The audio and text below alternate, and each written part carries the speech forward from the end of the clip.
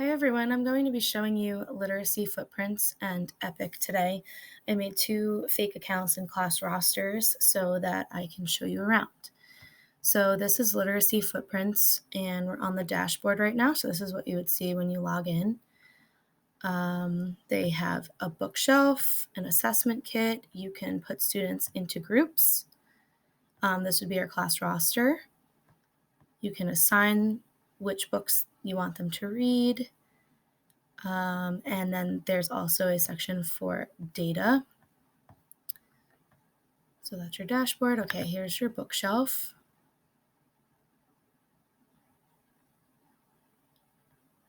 And you can choose your book based on level.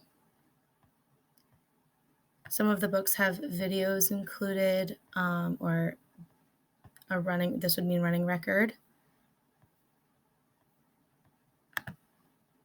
So if we click on a book,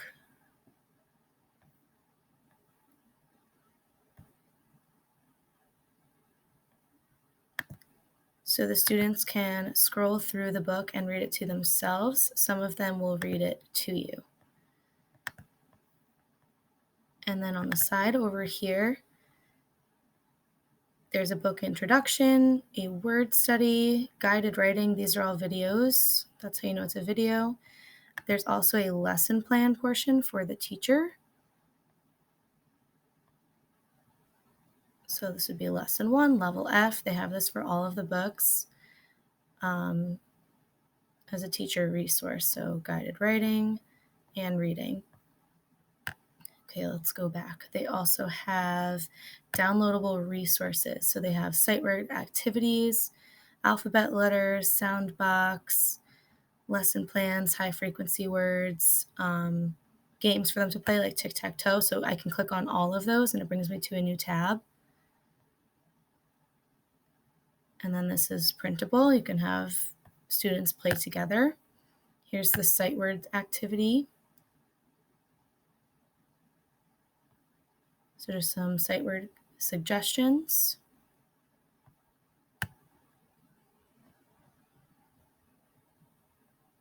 And then there's also an instructional reading chart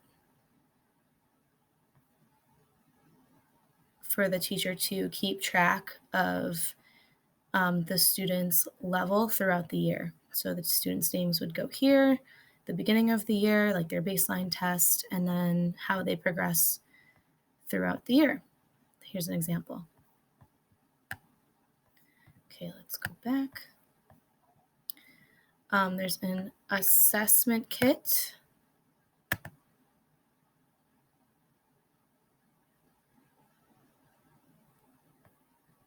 Assessment resources, all the books that you can choose from to assess your students. And then you can create groups. So once you've assessed your students, you can put them into groups based on their reading level. And then you can assign books to each group based on their interests. This is students, that would be your class roster. And then book assignments. So for example, group 3 would be level F. So this is a level F book. And this would be for fluency, this site, because you can differentiate for group and levels. So group 4 is level E, group 5 is J, and so on. And then you can put a due date on here. And then you can use those instructional resources that I showed you before as a follow-up activity with the students.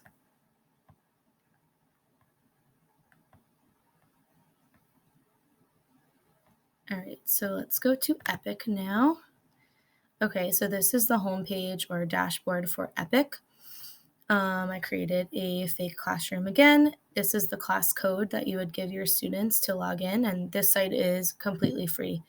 Literacy Footprints, your district would have to buy, or I guess you could buy it yourself, and parents can also buy it for their children. So similar to Literacy Footprints, we can go to Explore and pick our books. They actually have Fountas and Pinnell leveled books, Read to Me, audiobooks, and all of these subjects to choose from. So if I go to recommended,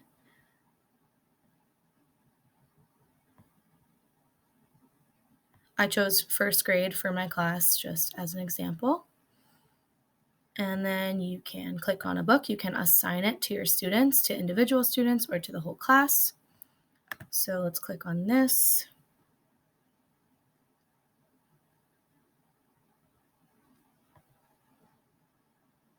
Oh, it's doing this because I already read the book. Okay. Well, if we go back to the beginning, this is what you'd see when you open it up at first. It has the age range, the level, and there's a quiz at the end also. So I used this site for comprehension because they ask comprehension questions at the end of the book. Not every book has a short quiz at the end, but a lot of them do. And if they don't have it, you can actually create one yourself. Up here is the assign button, or you could share it in a link or email. Okay, so once the students read the book, they click through, they could have the book read to them, but I'm just going to skip to the end so I could show you the quiz.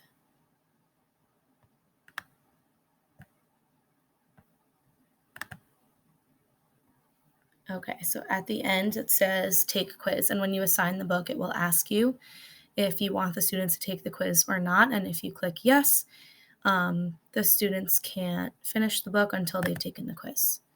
So it just has some comprehension questions. And if you get the question wrong, it will tell you what the answer is and move on to the next question. All right.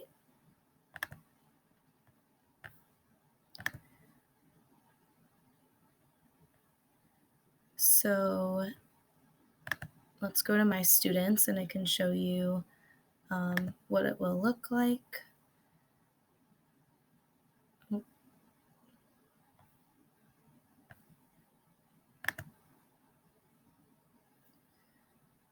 All right, so my class summary. So this is my roster. I can go to daily reading where I can see the number of minutes they've done each day. And then I can also download the log if I wanted to show parents or other school professionals. Student logs, how many books they've finished or how many hours read, when they were last on the site. And then assignments. So I can assign what book I would like them to read to the entire class or individual students. And then I can see their progress as well. And then quizzes. So this is where you could create your own quiz, but this is where the quizzes that students have completed would come up, and you can see their progress, how well they are comprehending what they're reading.